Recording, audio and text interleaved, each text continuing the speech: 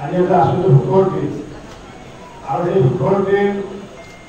মই আজি 5 দিন 6 দিন আগতে কারণ এবার আমার বরাকবেলি যা আমার সফর 5 দিনের সফর আজকে 7 দিন হলো কালকে আবার শিলচরে প্রোগ্রাম রয়েছে 6 দিন আগে আমি মিশনদাকে ফোন করেছিলাম মিশনদা আমি বরাকে যাচ্ছি যাওয়ার সময় আমি গোবিন্দরা বাড়িতে যাবো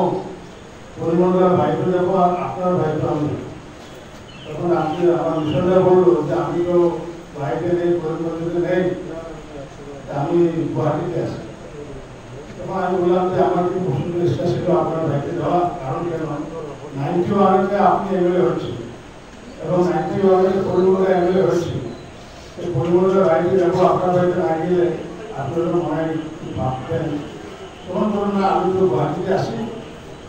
তখন আমি ওনাকে ঠিক আছে তাহলে আমি একটু দেখতে পারবো না আপনি থাকবেন না তখন আমি 6 দিন আগে ওনাকে বললাম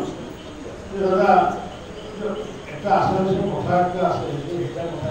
অপেক্ষার ফল কিনা ওনার বলে কি তার মানেটা কি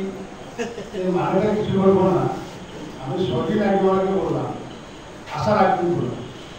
অপেক্ষার ফল কিনা তখন আবার জিজ্ঞাসা করলো যে এটা কি অপেক্ষার ফল কিনা তখন আমি বললাম যে ভগবান যা করে ভালো করে এটাও আমরা সবাই বলি তখন ওনার বললে কি ভালো করবে আমি বললাম দেখি যে মানুষটা যে ছোটবেলাতে ক্লিয়ার করলো এগুলো আপনারা আশীর্বাদ দিলে আমার মনে হয় মানুষটা না পাইতো ঈশ্বরটা যদি পাইতো ও হেরা যেত আর ও যদি হেরা যায় ও হয়তো এমপি রাস্তায় কি করে পাইতো না তাই ভগবান কি করে মঙ্গলাই করে এই জন্য অপেক্ষার পর মিথ্যা আমাকে বললাম ঠিকই না আজকে আমার আরেকটা উল্লেখযোগ্য দিক যে আজকে করিমগঞ্জে জেলা